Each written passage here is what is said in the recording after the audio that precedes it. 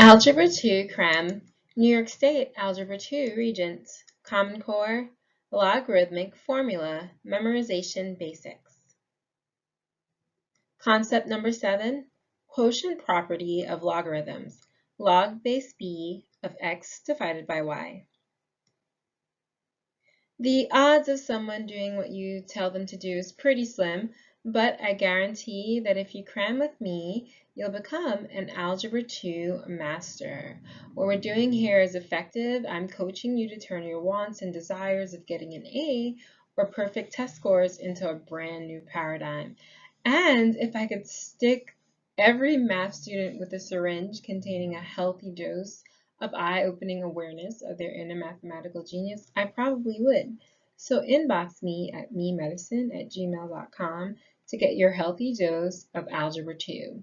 You have lots of friends, peers, classmates, and or colleagues who are taking Algebra 2 with you as well.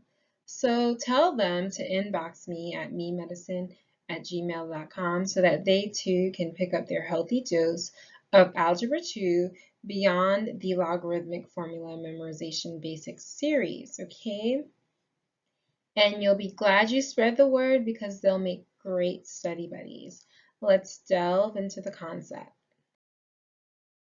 Logarithmic formula, quotient property. Solve log base b of x divided by y. Definitely press pause if you need to, and I'll give you a moment to think.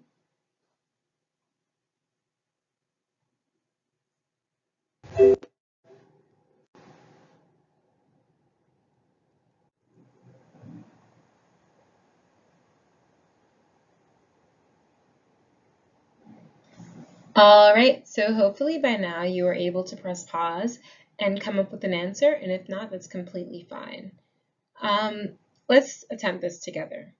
And before demonstrating how to arrive at the formula for the log base b of x divided by y, we first need to understand the general format for an exponential function, because exponential functions are the basis of logarithmic functions, okay?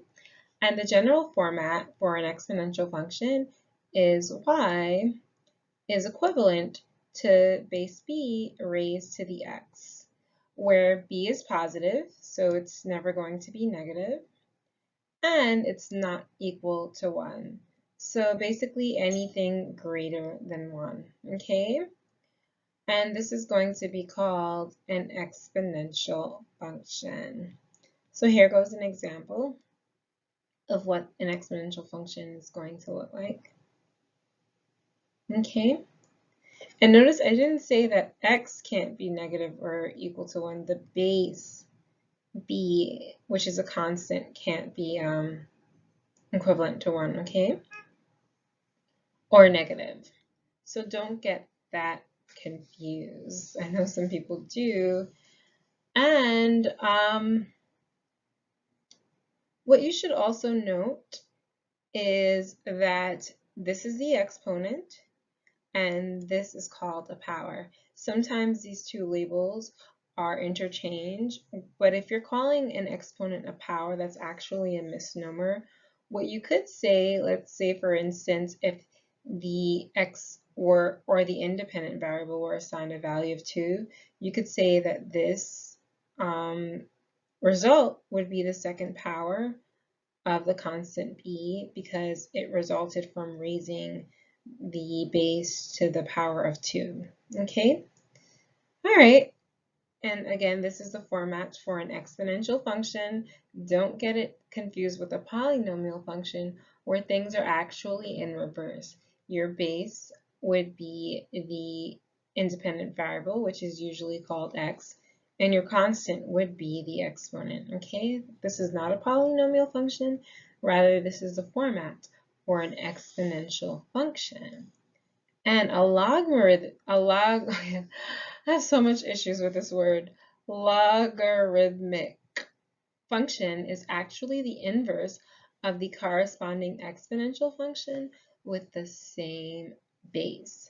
So instead of talking about it, let me show you what this is going to look like. So you would have y is equivalent to the log base b of x, okay? And this might not make a lot of sense to you, but computationally, what the logarithm function is trying to establish is it's trying to establish what power. So things are actually, what exponent. So here, because this is the inverse of this function, this actually stands for the exponent. Okay, I had to pause there for a minute. What was I saying now? Okay, yeah. So computationally, this expression represents the inverse of this concept. So what you're actually trying to figure out, well, we know our base b and we know our power, so we know these two things. So the y represents the exponent. So we're actually trying to figure out what exponent allows us to arrive at this power. So you can kind of see how things are in reverse. Okay, and an equivalent expression for this in exponential notation is going to be this.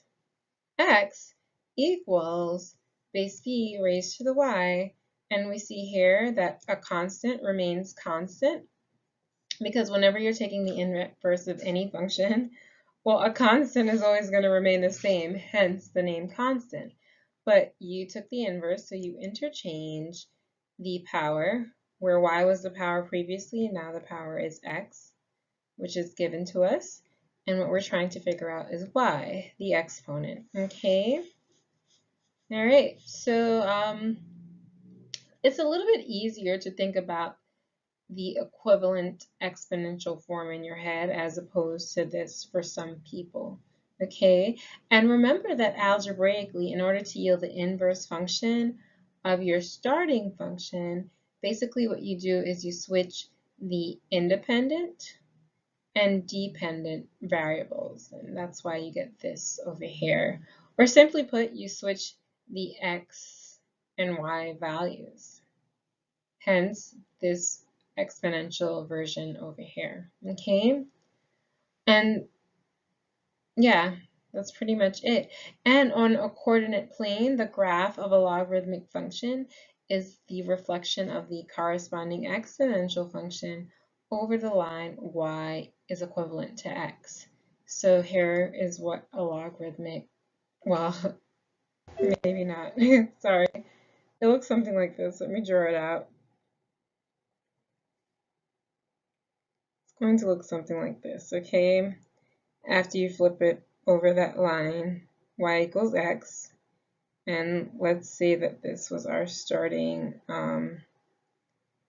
exponential function. Something like that. I think you get the point. Okie dokie, let's keep it moving. So in the case of the log base b of x divided by y, the log of any quotient is going to be the difference of the log of its factors. And that may sound a little circuitous, but let me just show you what I mean. So the log of the quotient, okay, is equivalent to the log of the difference of the dividend and the divisor, okay? And I know what you're thinking, prove it. Justify the result here on the right-hand side. And okay, so to sort this out, we're going to split up the divisor and the dividend.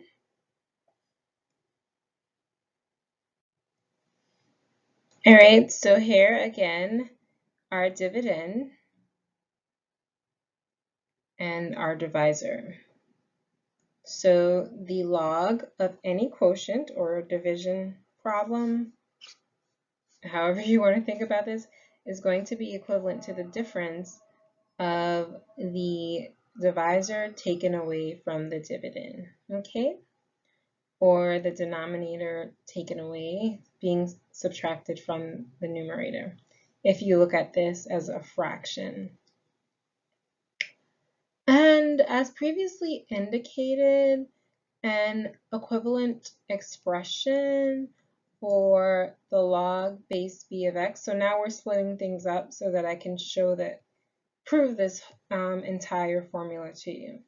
So an equivalent expression for log base b of x, which is kind of what you have right here, is going to basically be x equals b to the y for the reasons that I stated up here previously, because we're just converting our logarithm notation to exponential notation, and you basically take the inverse of the original starting exponential function, okay? And just to keep things neat and assign this concept a name, we can re-express this as m is equivalent to the log base b of x, okay? So we're going to let this be our m. So this entire concept is hidden in m for our proof purposes, okay? Stick with me here, it's really not that difficult. And if we convert this expression to logarithmic notation, again, it's then going to become x equals b to the m, where the m can also represent our dependent variable or the result, the exponent that we're looking to figure out, okay? So we're just substituting m for y so that we don't double up on variables.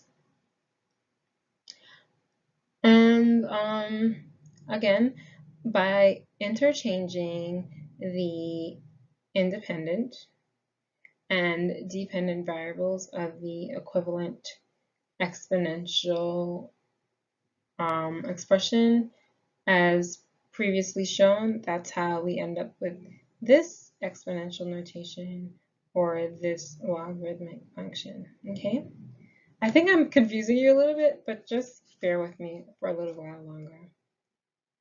And we could also say that the log base b of y, which is our divisor, is going to be equivalent to n equals the log base b of y, because we're assigning this a value of n, okay? And an equivalent exponential expression for the log base b of y is going to be y equals base b raised to the n for the same reasons as stated up here, okay? So now using exponential formatting, the quotient can be transformed into the following. The x divided by y is equivalent to b to the m divided by b to the n, because we established here that x and y are equivalent to b to the m and b to the n respectively, okay? All right, so let's keep pushing. And using the division property of exponents, we know that if you are dividing two exponents with the same base, basically all you have to do is raise that base to the difference between the exponent in the numerator and the exponent in the denominator, okay? And now let's try to reconstitute this beginning concept here, where we took the logarithm of the quotient. So if we write this out again, we have the log base b of x divided by y is equivalent to the log base b of b raised to the m minus n. All right, so we're just taking the log of both sides to re-establish our original function, formula, whatever you would like to call it. All right. And before moving on, what I want to do is take a little detour. And I want to introduce you to the cancellation property of exponents, which says that basically the log base b of b to the x is simply going to be equivalent to x. And this makes sense because before I said that computationally the logarithm function tries to establish what exponent you have to raise this base b to in order to yield this result? Well, here you're kind of told the answer without having anything to figure out, because we obviously see that this base b is being raised to the exponent x. So hence, this answer is going to be x. So this is just a fancy way of saying the number x, okay? If we were to have actual values plugged in, because I know x is a word, not a number, because some people will tend to write me back about things like that. I think you know what I'm trying to say, okay? All right, and getting back on track using the cancellation property of logarithms, we can say that the log base b of x divided by y is basically equivalent to m minus n. Okay? So our log base b of y is equivalent to the log base b of x minus the log base b of y, because if we go back and undo our labeling for m and n, we see that m is equivalent to the log base b of x, and then we see that n is equivalent to the log base b of y. Hence, this is our answer. All right.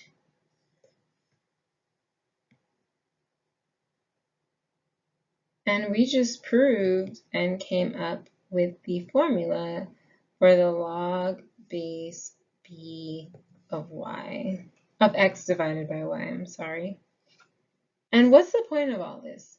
Well, knowing how to interconvert these logarithmic formulas is relevant because they are used to simplify and manipulate equations. So definitely commit this formula to memory. And intellectual comprehension of this material was not difficult at all. And after ordering and purchasing the entire Algebra 2 Cram series, you'll be able to answer a battery of Algebra 2 questions about any Algebra 2 concept. So inbox me at memadison@gmail.com to order your complete Cram session. Good luck studying, and thanks for tuning in.